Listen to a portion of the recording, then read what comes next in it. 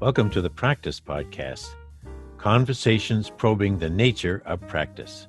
I'm your host, Dave Fearon. Today you'll hear a conversation with Dave Fearon. No, I'm not going to talk to myself for 30 minutes or so. I'm talking with my son, David Fearon Jr. We like to get 2 strikes off the match, as we say up in Maine, to get double benefit from anything we do. And in this instance, this conversation continues the exploration of the life of a practitioner in a nutshell, and also introduces you, and me for that matter, to what Dave meant when he created the term social enaction, which is what our webpage is built on. So this could be the beginning of several conversations in the future, learning more about social enaction and conversation, which is the bridge to learning more about practice with each other and with those who join us in these podcasts. So here I am, a proud dad, introducing Dave Fearon Jr.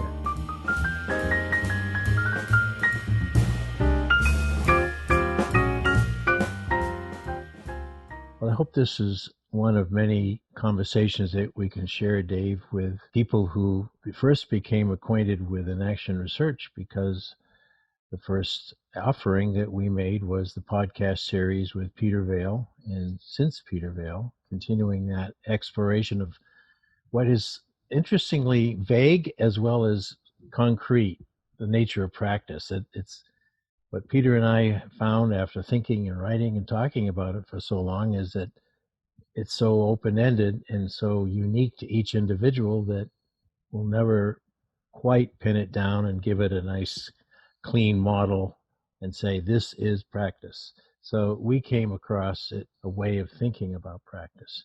So I think what we could do in this conversation, Dave, is to discuss what a way of thinking is about social enaction, starting with what got you onto that topic so long ago, and it sticks with us. Social enaction. Well, I guess going back far enough, back to when I was in college, my sociology professor who became my advisor as an undergraduate, Tom Morioni, was a student of sociologist Herbert Blumer, Mm-hmm. whose theory was called symbolic interactionism.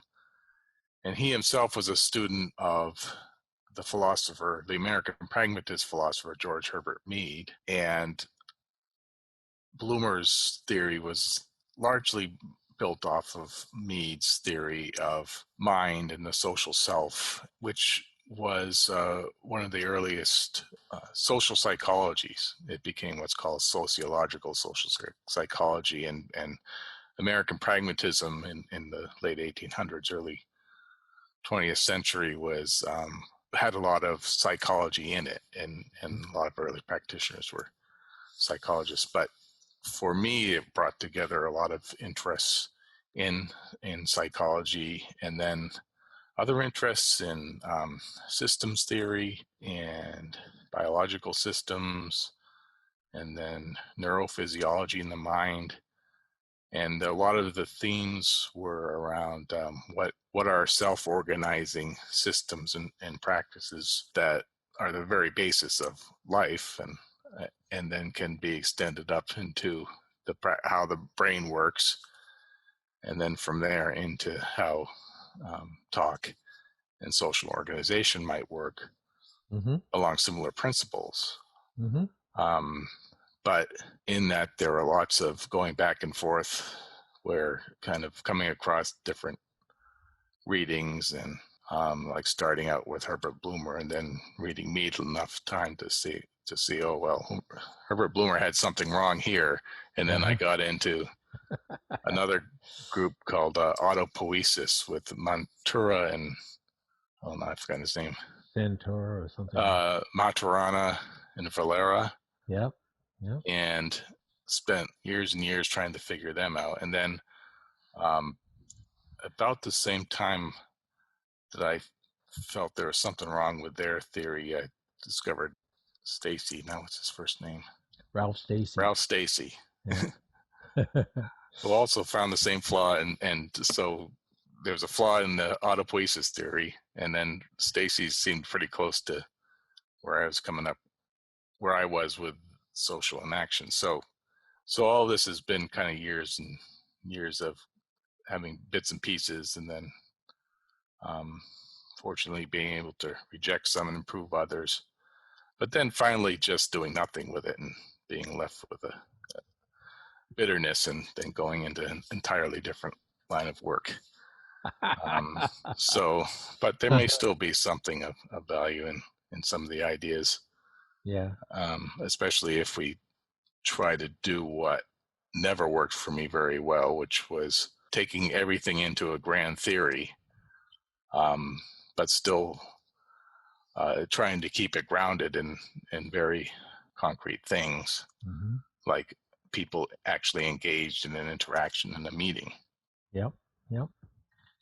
And you did that. Your dissertation was it a sort of an aspect of social psychology called conversational analysis as part of the toolkit that you worked with? Yeah, and it was a whole other toolkit. Yeah. that group I got in with in graduate school, Mm-hmm. which fit, but they have a particular point of view and doctrine to a degree, an empirical approach that tries to do things like radically avoid psychology to some degree, or a theory of mind. They know there's a theory of mind, but they want to say as much as you can without having to guess what's in people's head by focusing on what people are doing for each other in the moment. Yeah. And there's really quite a lot there. There is a lot there. The behavior too. Yeah. It's interesting pattern as I listen to this, because while you say that you haven't done much since the dissertation, I think that the opportunity to get deep into the various bodies of thought that you did, bringing it up and then saying, okay, now look at conversation analysis, they have a limit, Mead had a limit, Stacy had a limit. I don't know if you set off to become a theorist yourself, but in a way, you created, I think, as your admirer, a very interesting point of congress among very observable on the one hand, and the really big philosophical umbrella under which your thoughts went. And you called it social enaction, ENACTION. Can you remember when you must have struggled to come up with something to call this, and then when did you see it as social inaction, as the sort of the hook around everything else that you wrote about? Well, I think the term inaction actually in itself was used by the Maturana and Valera, their autopoiesis theory of self-organizing systems. I think they use the term inaction, but I kind of turn it into my own thing a little more by I think it was an exercise around the time that I was formulating my dissertation to come up with just a way of taking the word inaction and looking at its dictionary meanings and seeing how well it captures what I was interested in, Mm-hmm. with specifically about the social aspects of talk and behavior. And that's where I applied three meanings of inaction, which was to perform, to bring forth, and to warrant. And an action as acting, to perform, is the behavior of talk, the act, but also the orientation of the actor to an audience, Mm-hmm. and having both those parts as being an aspect of talk and interaction. And then a second meaning of an action, to bring forth, to through acting, bringing forth in this ongoing performance a scope of activity, carving out what you're doing, and also an area of relevance, what it is about that activity that makes it relevant, not just to you, but in a social context, what makes it relevant to your immediate audience. Mm-hmm. And so you're bringing forth a general, what I describe as a social domain, a domain of action and of interaction, because it's not just yours, but those who you're talking to and their participation in it. Both of you, when engaged in interaction, bringing forth a domain in which you're talking about things, showing each other the mutual relevance, and action moves forward on that basis. Sort of what we're doing right now. Yeah, exactly. Okay. And what was the third one? The third Warrant. meaning was warrant, and that's kind of a broad taking liberties with the meaning, making something law-like, like you enact a law. Mm-hmm. But in the social sense, it's the law is a more immediate thing, in which if you're saying something that you expect to be comprehensible to another person, Mm-hmm. to be understandable, you're basically warranting that intelligibility on the basis of what happened so far, what you just said, what the other person just said, and also what ought to happen in an ordinary context for most of what you're talking about, and then what you might be explicitly pointing out as different or a topic of talk. Largely, that's depending on lots and lots of ordinary things happening Mm-hmm. in your conversation, and people hold each other accountable to that. So there's an accountability to the sense of warranting an action. Is to be able to speak to expectations and treat as a trouble, as a problem, something in the course of interaction that doesn't quite go as expected. Yeah. And mostly we focus our troubles on what the talk is about. So you're really kind of focusing on a particular question. Do you have the answer? But you're not, at no point are you questioning that if you ask a question and I do something other than answering, that becomes something noticeable as a trouble. But within that structure, question and answer, you can do lots of things, like the politician who is asked a question gives something in the form of an answer that has nothing to do with that original question, but does take it exactly where that politician wanted it to go. Uh-huh. They've kind of done something on the expectation. They can warrant what they just did on the basis of having done, well, it sounds like an answer because it followed your question. But I actually didn't answer anything particular that you had to say. So conversation analysis focuses a lot on some of the real basics around what's the structure of question to answer, of how do people take turns at talk, which means you talk at certain points, I come in, and it doesn't necessarily sound like an interruption because it's something clearly that you've done to make it seem, bring forth the place where I can come in and continue my line of talk. So there's lots of kind of mechanical coordination, but beyond that they get into things like what are categories, and how do you do categories? How do you bring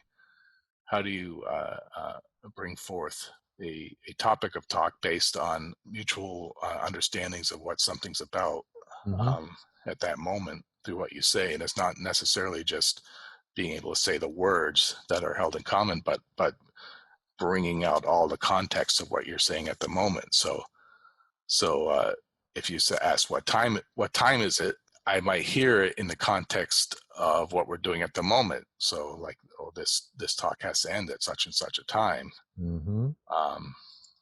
The reason I know that is because we've had a course of interaction up till now, and somehow we might both know that, and I might expect you to know that I have a deadline, and therefore I'm saying, what time is it, with that as a category that kind of brings a sort of social organization to that very phrase that wouldn't be there in other contexts.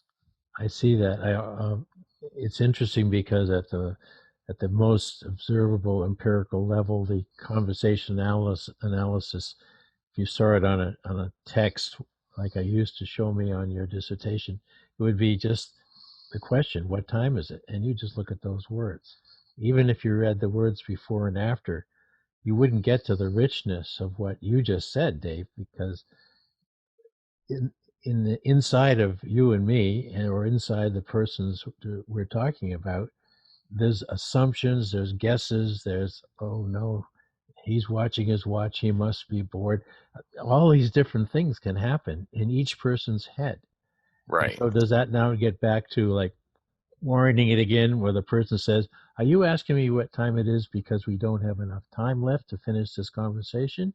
So that's sort of, I think, bringing it back out to mutual understanding. And the other person says, oh, no, no, I just, I felt my stomach rumble a little bit, you know? Right. Yeah. Yeah. There could be any number of reasons in someone's mind, but what the point of the social inaction is what are you doing right then to make it real, make it into something that people can make into a topic of the talk, or bring up and talk about. And it's looking at that course of building word by word, turn by turn of talk, that understanding over time, making a thing into a category that both people can know. So it's not in my head. Mm-hmm. You've asked, I've said something, and then after my having said something, we have both have heard something about your first question. So if you say, what time is it? And I ask you something that might bring up the context. Oh, are you on a deadline? That by our next sentence, we've both kind of put out in the air both your indication of wondering what time it is and my interpretation of it.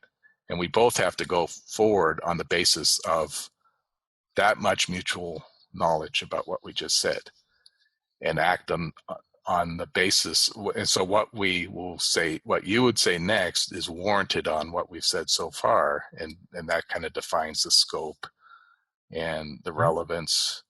And if you said something that was way outside, it's because ducks get wet in the rain. That's that's like that sounds crazy, and it sounds, it's a trouble.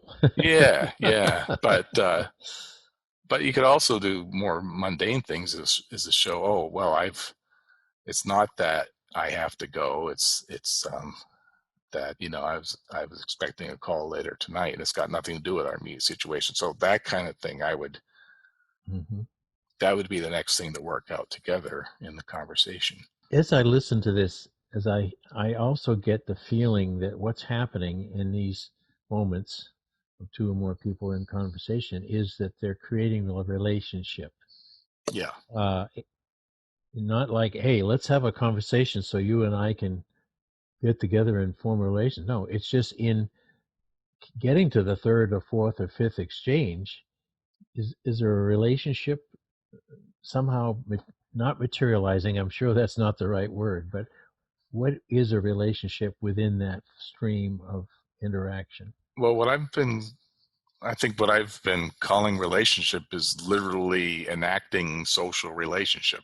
Mm-hmm. Enacting the talk is to enact a social relationship. It kind of, it is, in a literal sense, the social part means that we can both hear and kind of observe. We can both hear what was said. So I don't know what's in your head, but I can hear what you say and act on the basis of what I heard, and you can with me. And so as a course of action moves along, the social has something that has been brought forth that we can both observe and act upon. And in that sense, there's a relationship defined literally. With everything else, the social relationship is defined literally as those interactions and moments and specific details that we've managed to work out so far, Mm-hmm. and keep the course of action going. And that, in a sense, that's literally a social relationship that we're moving along. Now, you can legitimately kind of think about, well, what's the broader context of that? Well, it is, in a sense, everything that all the history you've had with that person, and all your history of having grown up in a social world, Mm-hmm. all that is kind of potentially in play. But where does it matter? What I'm looking at is what matters in a very radical sense in the moment. Yeah. For the social relationship. Yeah.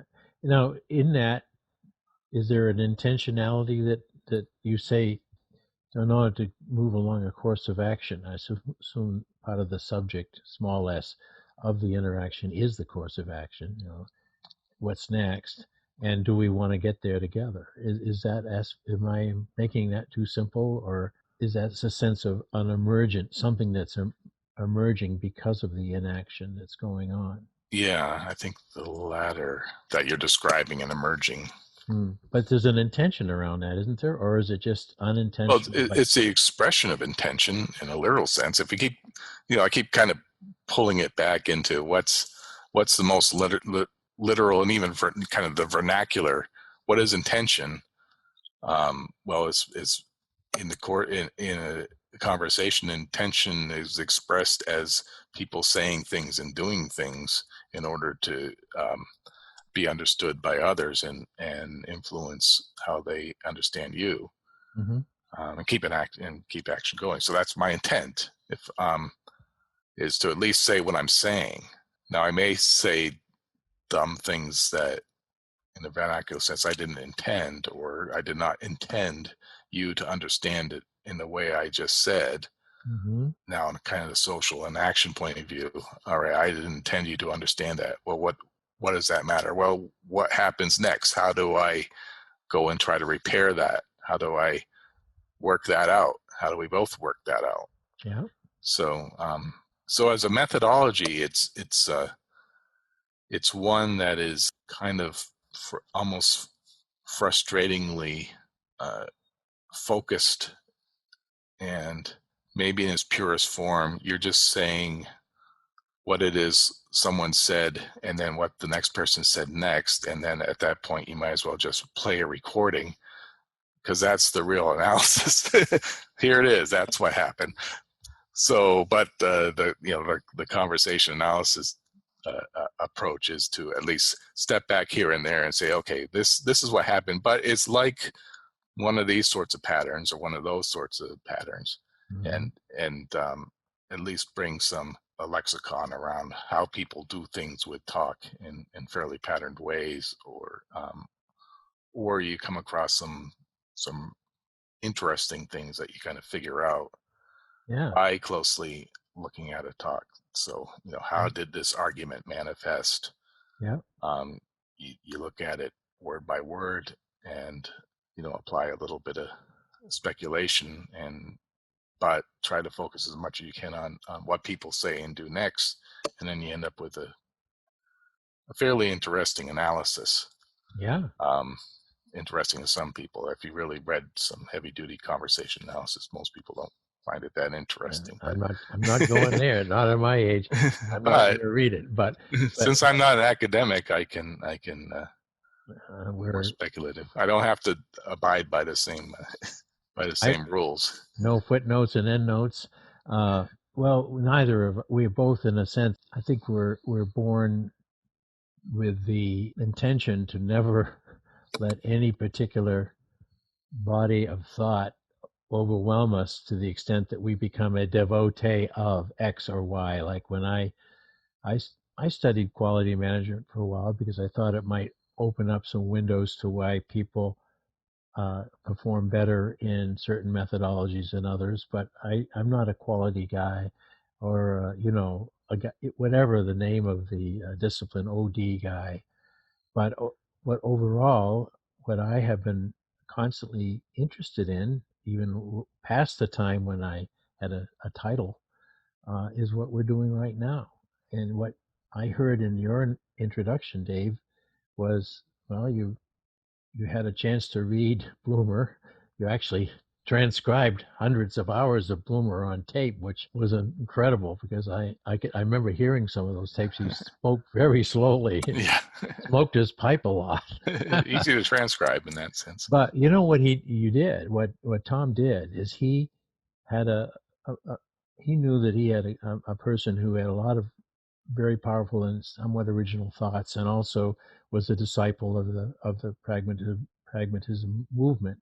And so he captured in conversation hours and hours of Bloomer, and then Bloomer passed away. What I have with Peter Vale is hours and hours of conversation, which we recorded, and it's available to the world. And as long as I keep up my monthly payments to the place where the podcasts live, people will be able to hear Peter.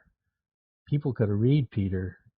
Some people could read a few things I wrote, but they can hear us. And this is why I think what your orientation to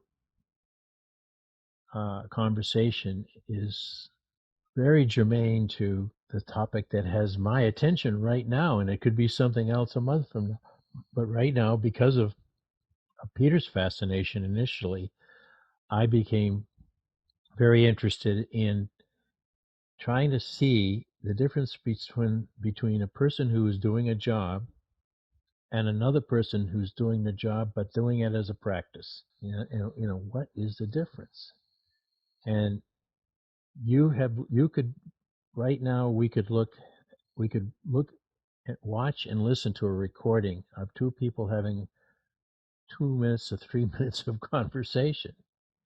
And because I think you have an eye that you have not lost, even though you haven't been back at that dissertation for a while, you have an eye for looking at it and saying, well, what's going on here? And it's like a water sample. You take a little sample, then you remember we put it under a microscope. When I get you that cheap science kit when you were a kid, and I said, can you see any little microbes in here? So I don't know why it happened, but both of us seem to be very interested in what's readily at hand. I can watch a guy building something on my house, and I see a person who's not just doing a job; he's doing it as a practice, and he's never satisfied that he's always learning. And you could listen to this recording of us, and you could probably show me. Maybe we'll do this when I'm doing, and then you do what you do, and what was coming forth. Right. The second definition. I started the conversation approach in part because I didn't want to just have people come on and say, this is what I do and this is why I do it. Here are my slides. Here, I wanted to get into an easygoing turn of talk. Right. But here's the thing. When I go through and edit it afterwards, or even while I'm having that conversation, I'm hearing these little gems, this little wonderful little insights, foresight, something that pops out. Would not have happened any other way. Right. Yeah. You sit down to write that kind of stuff, and an hour later you really do need to dust out that corner over there, and it's much more important than what you're writing at the moment. And boy, am I hungry! I gotta go make some food. So I won't say how long I took writing my dissertation. No. But it's measured in student loans comparable to our mortgage, so that gives you a clue. Water over the dam. Yes. Or damn it. Well, yeah, but the thing is that there are only moments in our lives, if we're lucky, where we can really get deep into something, as you did, and you worked it out, and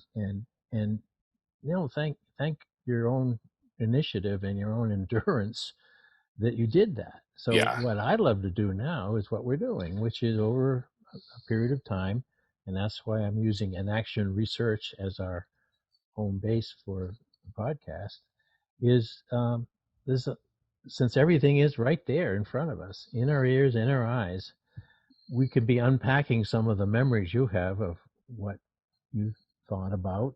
Maybe you can find a few of the old papers. Maybe we can get a few blog posts into our webpage. Mhm. I think we're back on. We're back in, Yeah, and we're having fun. And guess what? There's no editors or anyone else who can that's second right. guess it. No peer reviewers. No, Yeah, no crusty dissertation committees. With that's with right. with a bias and an agenda. That's right. Age of the internet. Just throw it out there. Throw it out there Yep. and have some fun. For example, I came across something that Apple posted in. We have a we have an email called Practice at Enaction Research. That's our and Hmm. I looked at it. Apple, since we put our podcast up there, said, "Well, you're now in 18 different countries." Like Yeah. countries I never knew existed. Yeah. That doesn't mean people are listening in 18, Right. but we could be in 18 countries we've never heard of before. Right. And why not? Because who knows? Someone out there will maybe hear this recording and say, that kid's on to something," Yeah. and might want to send us a little note. And then whether we want to go very far with it or not, entirely up to us. We're not doing this as an industry. Right. We're doing it as what I would like to consider you teaching me and me trying to teach you a little bit, like we used to do Right. back in the day. Yeah. Yeah. So, any thought more about? We've talked about inaction, and social comes through the inaction. Social is enacted. So yeah, the you could define the social in social interaction as mutual, let's say it's between two people, mutual efforts to orient our overt behaviors to the recipient's mind by making the behaviors relevant and understandable to what the recipient could perceive. Just like we And just did then. yeah, and and we were able to do it because we share a common language, and that's and even without a language, if you were speaking a non-language, someone speaking a different language, you can do quite a bit with gestures and glances and things of that sort. But it's a very human thing. It's not accounting for off-world civilizations. It's what humans can do and other animals can't do, not in at least not in a sustained way, and not and so language provides something very special at an organizational level that I think we can call social in the way that social actions of other animals are not the same. There's something distinctly more complex that's going on between when humans use language. Wonderful. Well, it's a great start. I'm eager to learn more for the next recording. This is what I was hoping for, because as I'm thinking and listening at the same time, I know that another time when we resume our conversation, I'd like to bring this matter of practice up for a bit, because I'm beginning to get a sense, particularly after rereading a lot of Peter's materials and thinking about what he said, that he'd be on this call right now going, yeah, get it. Practice is social in the sense that there is no practice per se. It's what we say it is, and we get started from there. So we can pick up on that one next time. Stay tuned. Yeah, because I think what I've heard so far of your ongoing definitions of practice as you built them up during the first several podcasts, you can treat it as I think it could get to the point of having it be a very generic description of something akin to talk interaction, like people, in which it becomes a point of view descriptive of human behavior and talk, but one that is almost trivially general in that it just describes all talk and interaction, which is kind of where I was kept falling into. Oh, I need to explain everything. But I think you're kind of using talk as one of the, as probably the primary method of applying practice, at least among people interacting, Mm-hmm. you're getting at something a little more refined than that, specialized, something that is around the application of talk. Then it gets into learning theory, and it gets into sociology. Mm-hmm. And I think we can get to a point where we can use some of my ideas as maybe unpacking a few of the mechanisms, but I think you want to get at something more complex than just the mechanisms of conversation or talk and interaction. Yeah, but it's all a piece, as we say up there in Maine. It's all a piece, and when I first built the web page, I thought, I should have maybe put it under inside knowledge, which was the other aspect of what I thought. Now wait a minute, I don't want to be siloed into even knowledge, which is vast. Yeah. Or the knowledge creation, which is vast. Or I think there's more to it. And then when I looked at what Peter was saying and doing about practice, I mean, he called what he had put on paper and then what we began to recount in the early stages of the podcast, he called them conjectures. Right. Because that's what he loved doing. And he didn't want to pinch off something, say, okay, there, we've got it. That defines practice. That defines it. No. And I don't think we need to do that with social inaction either. I think eventually we might find where the bridge comes together. We'll see. Yeah. Okay. Did you enjoy that? Yeah, that was fun. Okay, good. Because you got to do it if it's fun. Otherwise, no one's going to listen to it if we're not having fun. That's Why the hell would they be miserable?